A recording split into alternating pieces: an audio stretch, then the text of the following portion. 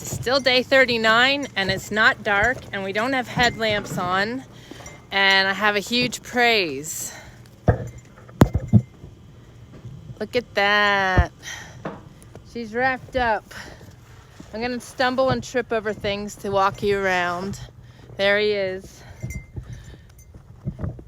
Nice, lots of windows. Did you want to say something? You paused. Uh-oh.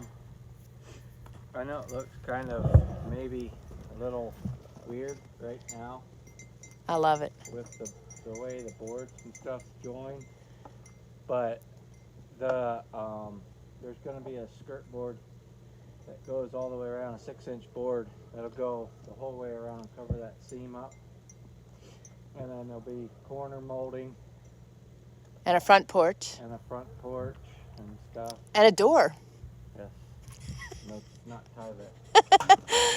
The funny story behind all this, you guys have seen me sharing the pictures of what looks like a Japanese house in the evening, you know, with the Tyvek walls and the lights behind it. What's funny is the first homestead, that's what our interior walls were for, goodness, how many years? Quite some time. Probably well over half of our time there. We were there a decade. So it was just how it was. Hang on, I'm stumbling through snow and rough stuff here. But let me just get you around and look at our big windows. I'm just so excited because that's our view. Our view is just priceless. It's snowing a little bit here. But let me get back here. Yeah, see, that is our view from those windows. It's just awesome. Awesome, awesome. Copper, get out from under my feet. Almost you were looking at the sky. So this will be the wall where the chimney's gonna come out for our wood stove. And I just love the character on this wall. This wall has a lot of character.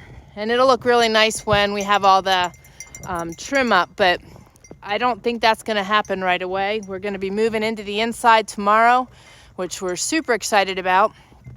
I'll spin this back around again. Whoa, sorry guys. Okay, so we're gonna jump inside tomorrow and get the wiring and insulation in, and then start putting up the walls and getting everything inside finished off so that we can begin moving things inside. And then we're gonna build a kitchen cabinet and some shelving and such. But we wanna get the walls on and the floors done before we move the big stuff in, because it's too tiny to be working around everything. And we've beat the weather. Praise God, we've beat the weather. Tomorrow's still clear, so I should be able to use the chop saw outside to do all the cutting, which is awesome. Just so much easier, less dirt inside to clean up. But I don't even know what day it is. Today's Wednesday. So tomorrow's Thursday, and then Friday we're supposed to get 7 inches of snow, and it's just constant snow and then turns to rain in our forecast. So praising God. We got our under roof, we've got our outside wrapped up, windows in, so now we start working on the inside. And we definitely are on a mission. As I said, the Mountain Boy and Mountain Ben are coming home for Thanksgiving, so that will be awesome to have them, and that is our goal, to be in there. I want to be in there a couple days before that so that I can get used to the cook stove and be prepared to make my Thanksgiving dinner in there. Stay here. It's all right, stay here. So, very exciting stuff. I'm not sure if the comments are working today or not. We've had a lot of prayer requests come through. Gloria asked if we would please be praying for her daughter who was sick and then had COVID, and now she has pneumonia. So that's just a terrible, terrible mixture. So please pray for her. I'm not sure if you shared her name, Gloria. Things are kind of rushed here, so forgive me. But if you didn't, please do share her name. And again, please pray for our friend Ira, who is experiencing and dealing with head trauma from a fall yesterday. So please pray for him. Not sure how he's doing, but he's got a very dear place in our heart. So just pray for him, and for Pat for his pain. And I wanted to thank Kelly publicly, because I've been mentioning that everybody should be leaving their prayer requests, but leave your praises too. Kelly left a huge praise that her husband was promoted to foreman on one of the other videos, and that is just awesome news.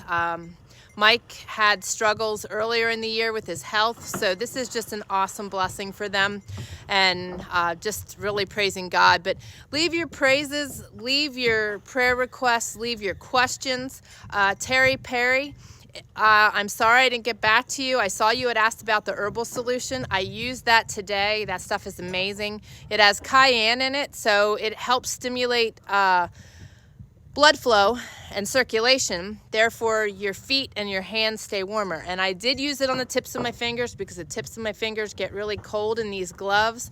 And I just want to warn you that if you do choose to do that on your hands, just be careful that you're not, rubbing your eyes or touching things. It's cayenne pepper, so just remember that. And put it on your feet when your feet are warm. It just, in my opinion, it just feels better. When you put it on when they're cold, it has a really weird sensation. But it is just that. It's TrayerWilderness.com/Herbal Solution. And the link for that is down below. There's all kinds of links down below. Check those out. I also had mentioned a couple videos back about pain relief when you're doing this kind of stuff. And magnesium is huge for your cramps, which I'm pretty sure I mentioned. But another thing, and I don't know if you can see it, probably not, because I'm like all bundled up, but I'm always wearing an amber necklace, and it's all amber. And it's solid amber all the way around that's touching your skin. Amber is great for healing and pain, anxiety. And there is a link for the amber necklaces down below. Typically, it's very hard to find them in an adult size. They're usually for teething babies, and they work fabulous, but they're great for adults. And if you do find it for adults, they have other beads and the amber's not touching your skin. You need it to have full contact for it to be effective. So I just wanted to share that with you. It is Amber SOS. So TrayerWilderness.com/Amber SOS, and make sure that you use coupon code TrayerWilderness, and you'll get a discount on your order. And she's fabulous to work with. Absolutely loved working with her. I seek people out when I find products that I know are useful, helpful, and want to be able to help them as well. Something else I want to mention is efficiency and teamwork. It makes the jobs like this go so much better on the homestead, especially when you're crunching to beat the weather. I want to show you what I did today that made things really easy. Are you dancing with that hose? Yeah. You could dance with me, you know. You're too ornery. So anyway, as I'm at the chop saw working today, I brought the wheelbarrow over and started stacking all the scrap so that can go right into our tent and into our wood stove tonight. So, being efficient, having the tools you need handy. As I shared in, I think, our very first video, his shop is right there, but he loaded his truck with all the tools and brought everything right here so that we weren't going back and forth. And now everything is in the inside of the house. So having your tools and everything handy, having things that you're going to need for the day's tasks handy, is the wisest thing you can do. Taking good care of your tools is extremely important. This man takes such good care of his tools, and our tools will last us our lifetime as long as they don't fail. We take extremely good care of everything. Make sure it's covered. Make sure it's warm before we start utilizing them. He has been bringing the Mr. Heater into the cabin so that the air compressor can warm up before we turn it on, and some of the other tools, the other saws. So really having that in mind when you're working is not just taking care of ourselves, but also taking care of our tools. On a homestead, especially living frugally the way we do, we value everything we purchase. The things we purchase, we seek, good quality things, and oftentimes that means spending the extra penny to get a good quality product. And in doing so, you know, you want to take care of them. Don't leave things out in the rain. Every day when we're done, things get put away. You know, sure, it'd be nice if everything was still out and we didn't have to bring it back out and put it back in again, but you're going to ruin your things. So I don't know, just keep that in mind. But teamwork is key as well. We have a good time working together and are able to really complement each other and help each other out. So again, that's where knowledge comes into play. You know, learning these skills, learning how to do these things, and just working together. It's just a lot of fun. I mean, the whole point of this for us was to be able to do this together. And like I said before, I'm praising God that I've got my strength back and I am able to be doing this.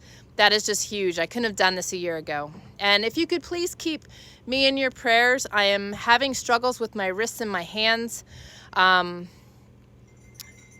had problems with my hands as far as dexterity and re-strengthening. And they were just cramping up something terrible last night.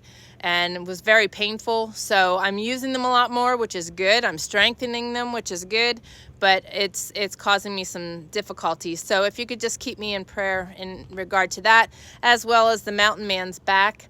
And wanted to give you guys an update. Not only is the mountain boy coming home for Thanksgiving, but many of you guys were praying for him and his housemates because one of his housemates tested positive for COVID.